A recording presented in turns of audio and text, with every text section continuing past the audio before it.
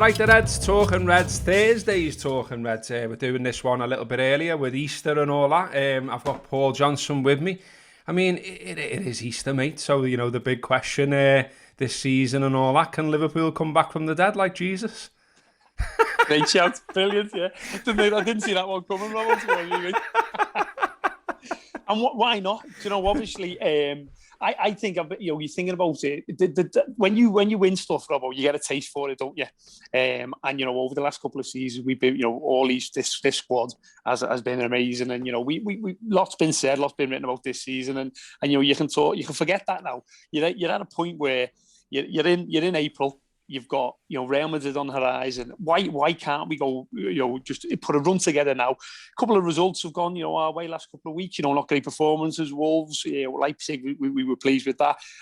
At this point, I think it's about the players thinking, why can't we do that? And there is nothing stopping us, mate. There is nothing stopping us. We put a performance in on our day, and we're still, you know, one of the best teams in Europe. So yeah, I love the Jesus thing, but that's why not? Well, I really liked, I know there was a load of fuss and we added to the fuss by talking about it with James Pearce, but, you know, the interview that Mo did, obviously everyone focused in on what he said about, you know, why not playing in La Liga one day. But elsewhere in the same interview, he talked about the Madrid game and he talked about the difference being that we're winners now. And I really like that, because that to me is a bit of what you just said there, mate. But also, you'll remember you're of an age as well where you'll remember these conversations. It seemed to me, and I'm writing about this at the moment, every sort of summer, or even every sort of around this time of year when a title bid had failed, we'd talk about what had gone wrong, and we'd say, wouldn't we? We need winners in the side. Yeah, 100%. We need lads who've won the league. Well, we've got a squad full of them now. That's right. And there's no substitute for that. And I think even looking back to Kiev, when we got that taste of getting to the final, and obviously, you know, Madrid did us, I think that kind of stood them in good stead, ready to then kick on the next season. Obviously, we go win it, we push City, and then we win it last season. But also, you know, you bring in like the likes of Thiago. Okay, I think, you know, people will hope maybe next season when he's got the proper lads around who he's brought to play with, you know, you can see that he's got it. He's a winner. He's basically, you know, I think this will be the first season in about 12 that he hasn't actually won the league title, which for him is, you know, odd. But he's a winner, and the lads who we've got in there now, they know what it is to feel winners. So when they go into this game on Tuesday, you know, they've got the right mentality. They know exactly what they'll need to do to be able to progress. But also, when you look ahead, you think, you know what, only a month and a bit down the line, we could be in this final year. We could be, you know, getting to a point where we've had what we can say would be a disappointing season in terms of performances and where we are with the league and the challenge and all that and everything, you know, that goes with that. But we can still come out of it and lift that cup, which imagine how, you know, the likes of City, United and everyone else, and who, you know, have seen us struggle this season for one reason or another, yet they all still know, and this is the thing for us, we sit there laughing, and those lads who are winners, but as our fans, we sit here, we think, we can do this, and I think that positivity and the club know it, the players know it. I think the fans know it as well. So, you know, fingers crossed. And even sort of, you know, coming down a little bit from aiming. I mean, there's nothing wrong with aiming and dreaming for you know, the perfect end to the season. So a European Cup and qualifying for the Champions League one way or the other would be brilliant. Yeah. But for me as well, even if we just improve, I think it would be, you know, if we start stringing some wins together, some performances together, and end the season on a bit of a positive and take that into the next one. I'm thinking here about, you know, 13-14, where the back end of 12-13, you know, Sturridge and Coutinho started to link up really well. We battered Newcastle away. You know, we got some good results, and you started to think, oh, hello. Yeah, 100%. And I think they did as well, and then that carried into the next season. So that's another reason to be, you know, hopeful that they can do something in these remaining 9 games in the league and see where we go in the European Cup as well. Yeah, and you said it there about performance. You know, there have been games where, you know, we've been well below par. Like the Wolves game, you know, you wouldn't put it down as a you know, classic Liverpool performance. We won 1-0 and we were made up with that. as you just said there, though, I think if we can start to put a run of games and results and performances together now between now and the end of the season, knowing that you've got the lads to come back from injury, on the horizon as well, knowing that there might be some obviously new faces coming in the summer, I think it would be great if we can win the Champions League, obviously qualify. It would be amazing. But as you say, if we can just finish it on a positive, it's going to then, because you're going to go into the Euros, aren't you? And then again, it's a quick turnaround. You're back from pre-season and you're back. You hit the ground running again. So if you've finished the last season with a bit more of a positive than what's been before, it can only be a good thing. Yeah, absolutely. Well, there's a few bits and bobs, a few little bits of Liverpool news and stuff like that. The one we've just been talking about before press and record is good old Curtis Jones, who turned out for the England under-21s. And it was fair to say he made his mark. So he scored a goal, took that one well. It's a first really time, well. right in the corner. Didn't look out of place in general in the side. Look one of the better players. And then got involved in a bit of a scrap on the final whistle as well, which I'm sort of all right with, I've got to be honest. Absolutely fine. That's what we just said, didn't we, there, Rob, just before we press record? It was, it's one thing that, I think a lot of us have said that there was times when we were having that bad run where potentially there was a lack of fight in some of the Reds, and when you see that, I've got no problem with it. I remember saying to someone, coming back to the Chelsea game, when I think it was Kovacevic or whatever his name is, booted the ball at Mane. I'd have had no problem with Mane jumping up and smacking him face in the face and taking a 3-game ban for it, just to go. That's how I feel. That's how it's getting me, because I think as a fan, we were sitting there, we were feeling frustrated. So when Jones is like that, I've got no problem with that. It's that fight. It's that he doesn't like losing. Well, good.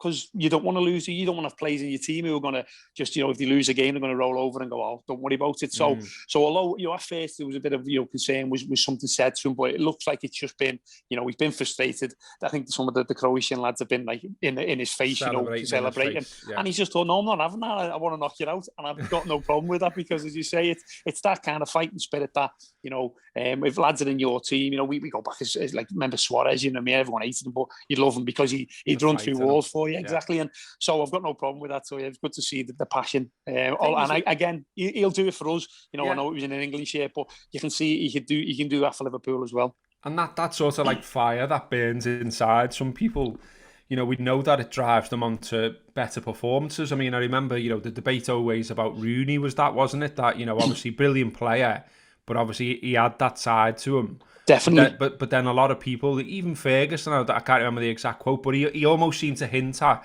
you can't coach that out of him. You can't take that away, because if you do, you take something away from his game as well.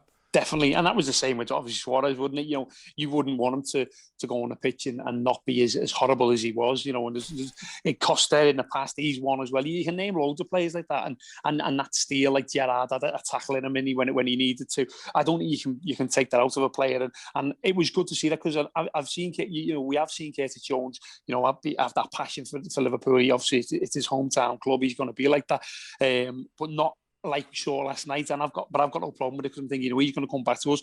Maybe as well, if you think now Fabinho's come back in and pushed up into midfield. When you talk about your midfield three now, Robbo, who you play, people are talking about, it's Fabinho, Wijnaldum, and Thiago. Now, if you're Curtis Jones, not that he might be listening to the press or no, but he's thinking, hang on, lads, I've had a run in this team where I've looked at exactly. So if he's got a bit of fight in him in terms of, no, I'm in that midfield three, you know what I mean? And again, that's a good thing, because if you've got people fighting for your places, then he's going to, put performances in. So that could also be work out as a positive. Yeah, absolutely. And Wijnaldum scored on international duty as well, which can only help. So a few of the lads have had a good international break. A few of the lads didn't go on one as well, which I think is a good thing in terms of Trent and the Brazilians. A bit of news off the pitch. Redbird Capital Partners, them boys, they've bought a stake in Fenway Sports Group for about £533 million. What all the press around Liverpool seem to be saying about that is that one of the reasons is to cushion the impact of COVID. Liverpool have lost about 120 million quid in lost revenue over the last year. This will help to offset that. And what the papers are saying, I wonder whether they're speculating or whether there's a briefing, I'm not quite sure. But what they're saying is it will mean Liverpool can still redevelop the Anfield Road stand, and they can still invest in player recruitment. And this is The Guardian saying this, at pre-pandemic levels. Now, there was something on this a few weeks ago as well, Jacko, where this definitely was a briefing, where they sort of said, we're behind Klopp no matter what, which we were all on board with, of course. But then there was also a line along the lines of, even if they don't get in the Champions League, we'll invest in the squad. So this sort of follows on from that. This has obviously been brewing for a while. I'm not the biggest fan of off the field stuff, I've got to be honest. It bores the arse off me, but I guess from a fan point of view, this is a good thing, isn't it? Definitely. I mean, I think that the big thing was that we know obviously COVID has had a huge impact on all football, and I think you'd be naive to think that people can just go out splash money in the transfer market. Maybe City will, maybe City can. I don't know, but so what the positive I got from it, Rob, as you say, I don't like the off-field stuff, but we've got to take it. We've got to talk about it. We've got to have a little think about it. Was that the fact that if we've lost money, which we clearly have, something like this is going to kind of put us back on where we were. And I was surprised and obviously pleased with the fact that they're saying they can look to still invest in players. I thought it would be more security and the Anfield Road development. So when I read that little bit about obviously they still want to be able to go into the transfer market, and that really was the positive thing for me, because I thought, great that we're getting this money in. It's going to offset anything that's been a negative effect from COVID.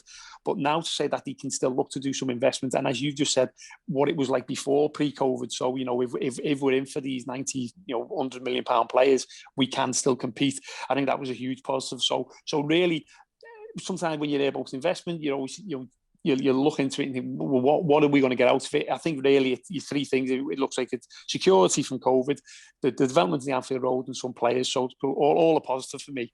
Yeah, absolutely. And I saw, just to finish finally, we won't go into too much depth about the Arsenal game, because obviously we'll be previewing that in depth on the Anfield Wrap, both in terms of podcast and video. So download the app, go to the website, all the usual places for the podcast as well, and we'll be talking about that game in depth. But I did just see Mikel Arteta on the telly earlier. He's done his press conference, and he's very respectful of Liverpool, and I thought it was quite good. He was asked sort of like, where's it all gone wrong for Liverpool type of thing. And, he's very straight-faced, isn't he? And he doesn't sort of get into it. But he did say, which I liked, he said, well, listen, we've looked at them as from a coaching perspective. And he's like the top or second in lots of aspects that we look at. Mm-hmm. And he said, things like results can be down to performances of one or two individuals. And he was like, but, they're still getting a lot right. It sort of felt like that to me, I've got to be honest, in terms of, the results have really got me down, don't get me wrong. I mean, 9 defeats this year alone is tough to take. But there have been chink of lights there, haven't they? You know what I mean? It's not just me being daft here. They're not, like, completely off a cliff, are they? No, and do you know what, Rob? My granddad used to say to me, it was an old man, he said, you need luck to win football matches as well. Don't get me wrong, you can be the better team.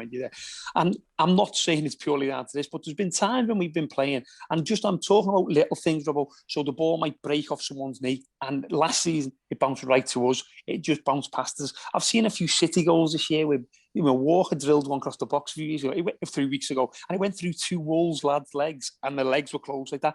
And I'm not talking that you don't make your own luck. Of course you do, but there have been things though where you think we just haven't had the rub of the green at times. And okay, 9 defeats doesn't say it's not just the rub of the green. Of course, it's not. There's maybe individual mistakes. There's been performances that haven't been at the same level.